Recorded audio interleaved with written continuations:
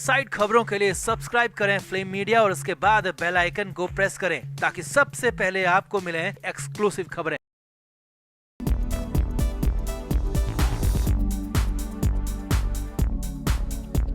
तो देश में इस वक्त सिर्फ और सिर्फ लोकसभा चुनावी नतीजों पर ही चर्चा चल रही है। हर कोई न्यूज चैनल्स पर नजरें गड़ाकर बैठे हैं, मगर इसी बीच बड़ी खबर महाराष्ट्र से आ रही है, जहां बगावत कर एनसीपी को हड़पने वाले अजित पवार एक बार फिर से शरद पवार को मनाने के लिए उनके घर पहुंच चुके हैं। जी हां, खबर है कि अजित पवार अपने नेताओं के साथ शरद पवार से मिलने उनके घर सिल्वर ओक पहुंचे। इतना ही नहीं, खबर तो ये भी है कि अजित पवार ने शरद पवार को एनसीपी वापस करने का विश्वास तक किया है, मगर लगता है कि शरद पवार अब सुलह के मूड में कतई नहीं है। तो क्या है पूरी खबर? लोकसभा नतीजे आते ही क्यों शरद पवार के पैरों में गिरे अजित पवार? आपको पूरी डिटेल खबर बताते हैं। आप ये वीडियो को शेयर करें और अपनी राय कमेंट बॉक्स में जरूर दें।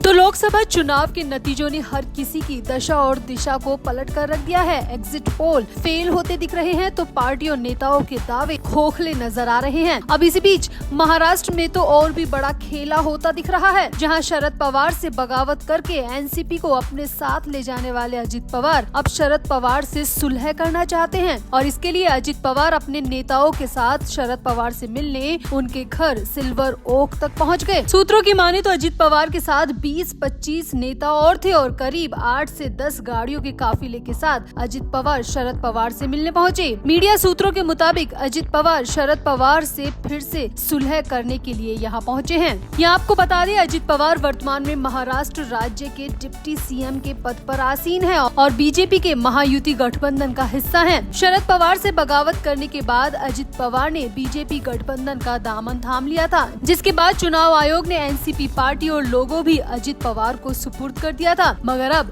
लोकसभा चुनावों के नतीजों को देखते हुए अजित पवार फिर से पाला बदलने को तैयार हैं और सूत्रों की माने तो इसीलिए शरद पवार से मिलने उनके घर पहुंचे हैं। मीडिया रिपोर्ट्स के मुताबिक अजित पवार की नजर अब आगामी चुनावों पर है और उन्हें समझ आ चुका है कि शरद पवार के बिना उन्हें जनता किसी भी कीमत पर एक्सेप्ट नहीं करेगी। इसीलिए राज्य के चुनावों के लिए अजित पवार शरद पवार से सुलह के लिए सिल्वर ओक पहुँचे हैं। सूत्रों की माने तो अजित पवार चाहते हैं कि वो एनसीपी भी लौटा दे और एनसीपी का लोगो भी चाचा शरद पवार को वापस कर दे। सामने आया कि करीब 2 घंटे तक अजित पवार शरद पवार के घर में रुके। अब क्या बात हुई, कितनी मुलाकात हुई, ये तो नहीं पता, मगर अजित पवार के एक नेता ने मीडिया के सामने आकर इतना जरूर कहा कि वो यहाँ पर सिर्फ शरद पवार का हालचाल जानने के लिए आए हैं। अजित पवार के नेता के मुताबिक वो विचार से भले ही अलग है, मगर शरद पवार उनके गुरु रहे हैं, इसीलिए उनकी सेहत का हालचाल जानना उनका फर्ज है और वो यहाँ पर शरद पवार की हेल्थ को जानने के लिए पहुँचे हैं और किसी भी संभावना से फिलहाल अजित पवार गुट ने इनकार किया है। अब नेता भले ही मीडिया के सामने कुछ भी कहे, मगर सामने आ रहा है कि अजित पवार शरद पवार को मनाने के लिए सुलह करने के लिए पहुंचे हैं। अब 2 घंटे की मीटिंग का अंजाम क्या हुआ, शरद पवार का क्या कहना है, अजित पवार गुट सच्चाई से क्यों मुंह मोड़ रहा है, ये सब बड़े सवाल हैं। तो आपको क्या लगता है, शरद पवार को अजित पवार को माफ कर देना चाहिए? क्या चाचा भतीजे को एक बार फिर से साथ आ जाना चाहिए, या फिर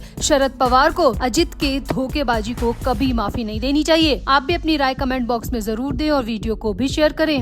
तो महाराष्ट्र में लोकसभा चुनाव के नतीजों के साथ ही मनसे सुप्रीमो राज ठाकरे को बड़ा झटका लगा है। दरअसल राज ठाकरे ने विधान परिषद के चुनाव में कोंकण की सीट से उम्मीदवार का ऐलान किया था। इसके जवाब में बीजेपी ने राज ठाकरे को झटका देते हुए निरंजन डावखरे को फिर से मैदान में उतारने का बड़ा और हैरानी भरा ऐलान कर दिया। इसे राज ठाकरे के लिए बड़े झटके के तौर पर देखा जा रहा है। निरंजन लगातार 2 बार कोंकण स्नातक की सीट से जीत चुके हैं। ऐसे में बीजेपी सीट पर अपना दावा नहीं छोड़ना चाहती और इसीलिए कहा जा रहा है कि महायुति में इस सीट को लेकर घमासान की स्थिति बन गई है। मनसे और बीजेपी के बाद शिंदे की अगुवाई वाली शिवसेना ने भी यहां से लड़ने का ऐलान कर दिया। लोकसभा चुनाव में राज ठाकरे की अगुवाई करने वाली मनसे ने बिना शर्त समर्थन दिया था। इसके बाद राज ठाकरे ने शिवाजी पार्क में नरेंद्र मोदी के लिए रैली भी की थी और पीएम मोदी के साथ मंच भी साझा किया था, मगर अब उसी बीजेपी ने राज ठाकरे के खिलाफ अपना कैंडिडेट खड़ा कर दिया और इसे राज ठाकरे के मुंह पर तमाचे के तौर पर देखा जा रहा है।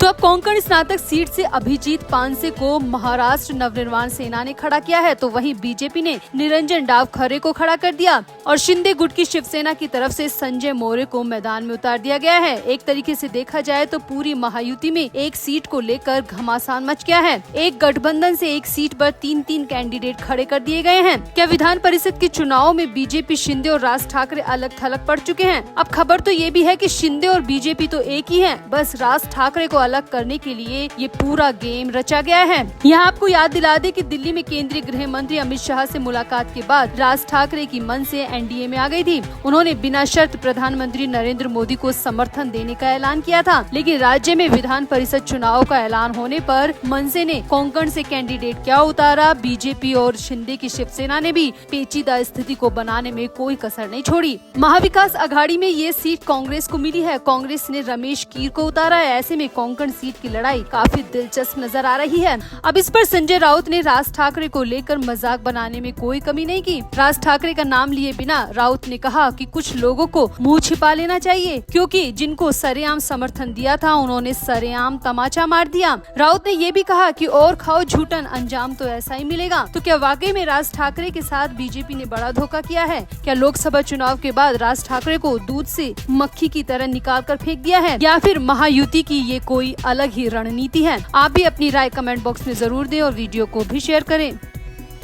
तो संजय राउत सालों से उद्धव ठाकरे के विश्वास पात्र रहे हैं। बाला साहब ठाकरे के जमाने से राउत शिवसेना के सबसे करीब रहे हैं, मगर लगता है कि 2024 के लोकसभा चुनावी नतीजों से पहले संजय राउत अपना मूड पूरी तरह बदल रहे हैं। खबर आ रही है कि मातोश्री में उद्धव ठाकरे ने एक अर्जेंट मीटिंग बुलाई थी। मीटिंग में चुनावी नतीजों को लेकर चर्चा की जानी थी। एग्जिट पोल और उद्धव ठाकरे के अपने प्राइवेट पोल के डेटा को मिलाया जाना था। दरअसल उद्धव ठाकरे का आकलन है कि महाराष्ट्र की 48 सीटों में वो अच्छा प्रदर्शन करेंगे, मगर न्यूज चैनल के सर्वे कुछ और ही कह रहे हैं। इसी को लेकर उद्धव ठाकरे ने मीटिंग बुलाई थी और उद्धव ठाकरे ने साफ संदेश दिया था कि पार्टी के सभी नेताओं का मीटिंग में आना अनिवार्य है। मगर हैरानी की बात यह है कि संजय राउत मीटिंग में नहीं पहुंचे। खबर तो ये भी आ रही है कि उद्धव ठाकरे खुद संजय राउत को फोन पर फोन मिलाते रहे, मगर राउत ने फोन का जवाब भी नहीं दिया। हालांकि मीटिंग तो बिना राउत के पूरी हो गई, मगर उद्धव खेमे में भी शक की सुई घूमने लगी है कि कहीं उनके साथ एक बार फिर से वैसा न हो जाए जैसा 2 साल पहले हुआ था। जैसा एकनाथ शिंदे ने किया था, कहीं वैसा ही संजय राउत भी ना कर दे। वहीं दूसरी तरफ से खबर ये आ रही है कि संजय राउत नोटिस का जवाब देने के लिए माफीनामा छपवा रहे हैं, क्योंकि राउत किसी पंगे में फंसना नहीं चाहते। सूत्रों की माने तो राउत नहीं चाहते कि वो किसी भी तरह के कोर्ट कचहरी के पचड़े में पड़े, क्योंकि आगे विधानसभा चुनाव भी होने हैं और अगर एक बार कोर्ट कचहरी के चक्कर में फंसे तो